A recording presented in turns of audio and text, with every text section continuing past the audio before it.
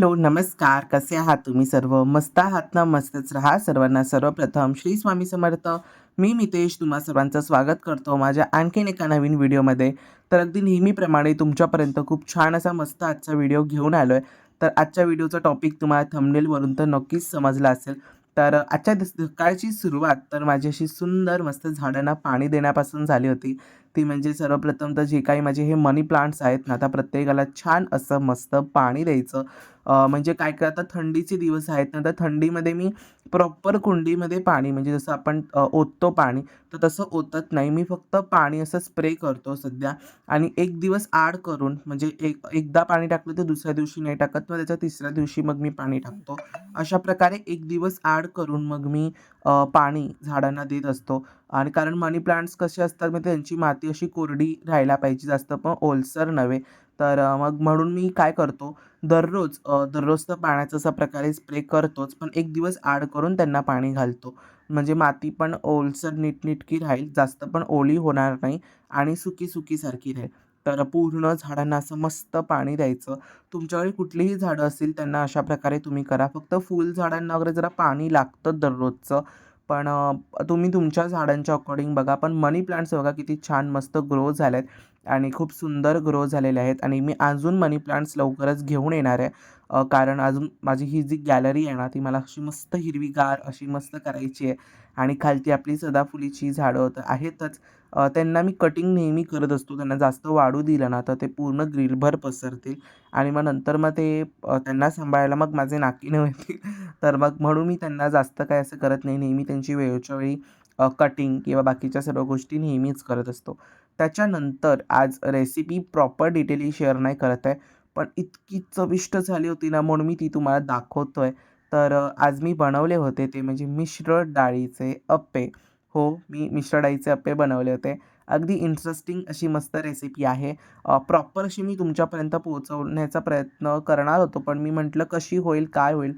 पण एक नंबर लजीज आणि इतकी टेस्टी झाली होती ना, मी तुम्हाला काय सांगू. खरंच खूप एक नंबर झाली होती. तर तुम्हाला म्हटलं की शूट जेवढं मी मोजकं-मोजकं शूट घेतलेलं आहे, तर तेवढ्यामध्ये मी ते तुमच्यापर्यंत पोहोचवतो. जेणेकरून ते तुम्हाला बनवायला वगैरे पण ईझी पडेल आणि बघण्यात तसं बरं पडतं. पण आता मी तुम्हाला सांगून थोडी रेसिपी शेअर करणार आहे. तर आपल्याला काय करायचं आहे, 3 वाटी आपल्याला तांदूळ घ्यायचे आहेत. तुमच्या घरी जो कुठलाही तांदूळ असेल तो अवेलेबल आहे तो घ्या. फक्त जो बासमती किंवा अशा वेगवेगळा तांदूळ असतो तो घ्यायचा नाही. अशा गोष्टींसाठी आपला जो रेशन तांदळावरती जो अवेलेबल होतो, तो आपण शक्यतो वापरण्याचा प्रयत्न करायचा. तर तो आपल्याला 3 वाटी घ्यायचा आहे. त्याच्यानंतर अर्धी वाटी आपल्याला आपली जी मूग डाळ आहे, जी आपण गोडी डाळ बनवण्यासाठी वगैरे वापरतो, ती मूग डाळ घ्यायची. त्याच्यानंतर 1 वाटी चण्याची डाळ घ्यायची. त्याच्यानंतर पुन्हा ती त्याच वाटीने मोजून 1 वाटी आपण उडदाची डाळ घ्यायची आणि तुम्हाला ह्यात जर आणखीन कुठली डाळ ॲड करायची असेल तर ती तुम्ही करू शकता. पण शक्यतो नका करू म्हणजे तूर-बीर ह्याच्यामध्ये ते ॲड नका करू. मी ह्या ज्या मोजक्या 3 डाळी घेतल्यात त्याच ॲड करा. त्याच्याने खूप छान होतात अप्पे आणि त्यामध्ये थोडी मेथी घालायची. आपली जे मेथी सीड्स असतात ते घालायचे, मेथीच्या बिया आणि त्यांना धुवून रात्रभर भिजत ठेवायचं किंवा 5 ते 6 तास भिजत ठेवायचं आणि मग त्याला दळायचं मिक्सरमध्ये पूर्ण अशी फाईन त्याची पेस्ट करायची आणि पीठ आंबवण्यासाठी ठेवायचं. अगदी सिंपल आहे. जसं आपण डोसे वगैरे करतो ना तसंच आहे. त्याच्यानंतर दुसऱ्या दिवशी जसं तुम्ही बघितलं मगाशी छान पीठ असं आंबलं होतं, तर त्यामध्ये मी छान कांदा घातला, कोथिंबीर घातली आणि मग त्याचे अशा प्रकारे मस्त असे चमचमीत अप्पे काढलेत. त्याच्यानंतर मग मी घरीच चटणी बनवली होती, जी एक नंबर झाली होती. तर तीसुद्धा बनवली. उडपी स्टाईल चटणी तुम्ही ट्राय केली की नाही मला कमेंट्समध्ये नक्की सांगा. त्याच्यानंतर मग आता ही चटणी मी बनवली होती आणि अप्पे एक नंबर झाले होते. अप्पेचा हा जो मधले 3 असतात ना, ते नेहमी एकदम खरपूस भाजतात. पण साईडचे जे असतात ना अप्पे, ते एकदम असे परफेक्ट आणि मस्त भाजले जातात. कारण काय होतं माहिती आहे, मधला जो सेंटरचा जो 3 हे आहेत, तर त्याचं मध्येच अशी हीट पडते. कारण मध्येच खालती त्याला पूर्ण प्रॉपर हीट मिळते. कडेने एवढी हीट नाही मिळत आहे. तर म्हणून मग ते तेवढं पटकन भाजलं जातं. तर त्याच्यानंतर आता तुम्ही विचाराल की हे भांडं कशाचं आहे, भिड्याचं आहे की कसं आहे? तर हे भिड्याचं वगैरे नाही आहे. हे माझं भांडं आहे ना नॉनस्टिकचं आहे, पण तरी पण ह्याच्यामध्ये मी ऑइल यूज करतो. त्याचं कारण म्हणजे चिटकत वगैरे नाही त्याला अजिबात अप्पे. नीटनेटके होतात अप्पे, पण तरी पण मी ऑइल यूज करतो. त्यामागचं कारण म्हणजे खरपूसपणा येण्यासाठी मला ते यूज करावंच लागतं आणि नॉनस्टिकचं भांडं आहे, जे मी ऑफलाईन परचेस केलं होतं. तुमच्या जवळपास पण तुम्हाला कुठे मिळालं ना, तर तुम्ही नक्की घ्या. खूप छान पडतं ते. त्याच्यानंतर आता मी छान अप्पे एन्जॉय करतोय. मस्त अशी चटणी बनवली होती आणि अप्पे पण खूप छान झालेत. एकदा मी ढोकळ्याची रेसिपी शेअर केली होती, तर तीसुद्धा लवकरच तुमच्यापर्यंत पोहोचवणार आहे. डाळ आणि तांदळाचा जो ढोकळा आम्ही घरच्या घरीच बनवला होता, तर तो सुद्धा मी लवकरच तुमच्यापर्यंत पोहोचवणार आहे. तर अप्पे कसे झालेत मला कमेंट्समध्ये नक्की सांगा आणि तुम्हाला रेसिपी जर काही समजली नसेल, तर मला कमेंटमध्येच विचारा. मी त्याचं उत्तर तुम्हाला नक्की देईन. नाहीतर Instaला DM करा. बघा आतून सुद्धा ते पीठ छान फर्मेंट झालं होतं, त्याने खूप छान अशी झाडीसारखं आलंय मस्त आणि टेस्ट म्हणाल तर चटणीसोबत अगदी लजीज, अगदी अप्रतिम. खरंच खूप मस्त होतात मिश्र डाळीचे अप्पे. रव्याचे सुद्धा अप्पे खरंच खूप छान होतात. बघा मिश्र डाळीचे आहेत, पण असे सॉफ्ट आहेत, असे कडक वगैरे झालेले नाही आहेत. साईडची जी कडा असते ना गोल, ती एकदम मस्त अशी कुरकुरीत आणि छान होते. तर चला तुमच्यापर्यंत आता मी छान अशी मस्त एक माहिती पोहोचवणार आहे, ती म्हणजे माझं सध्या 12वीचं रुटीन कसं सुरू आहे अभ्यासाचं, तेच आज मी तुमच्यापर्यंत पोहोचवणार आहे.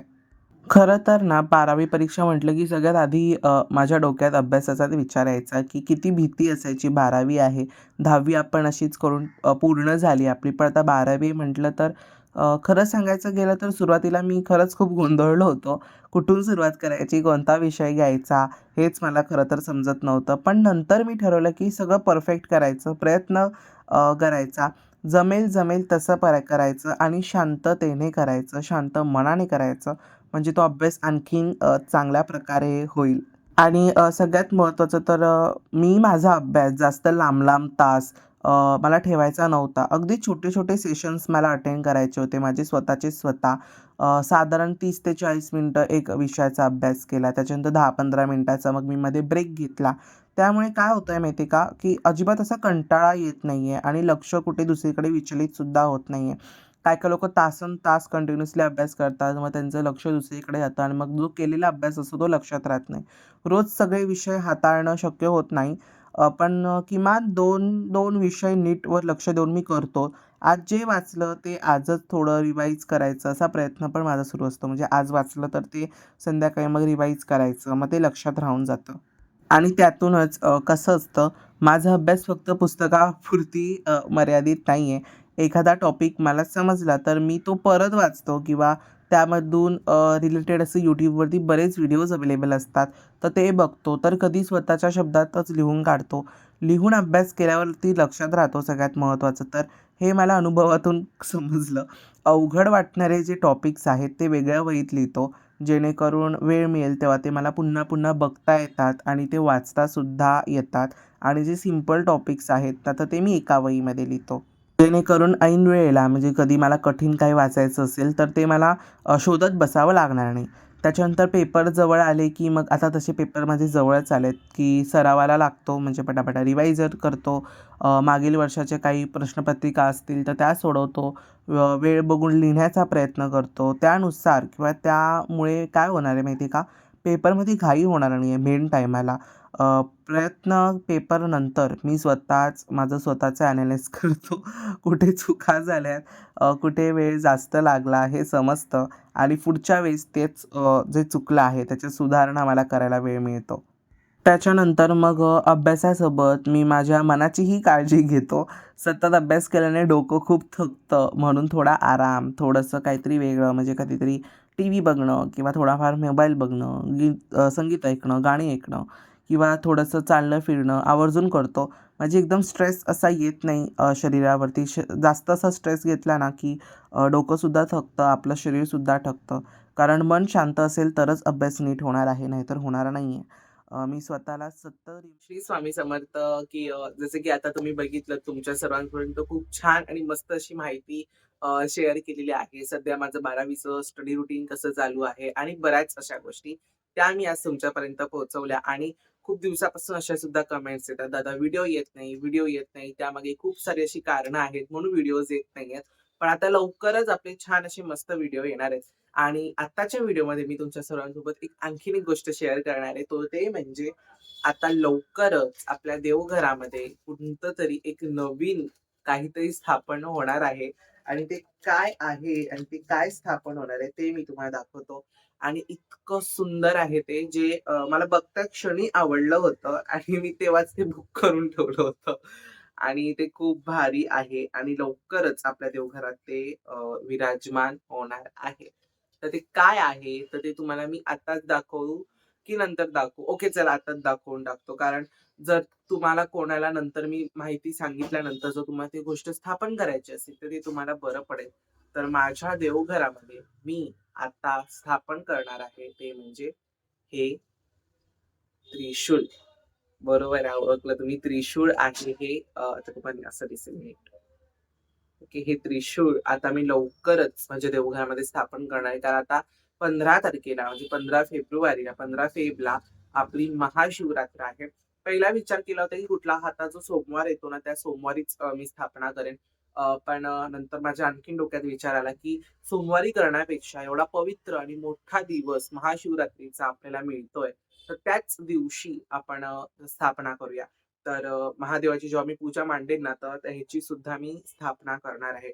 आणि ह्याचे खूप सारे नियम असतात आणि त्याच्यासोबत ह्याचे खूप सारे असे काही पॉझिटिव्ह थिंग्स सुद्धा ह्याच्याबद्दल आहेत, जे खूप चांगले असतात आपल्या घरासाठी. तर म्हणून मी याचा विचार केला, की याला मी देवघरात स्थापन करेन.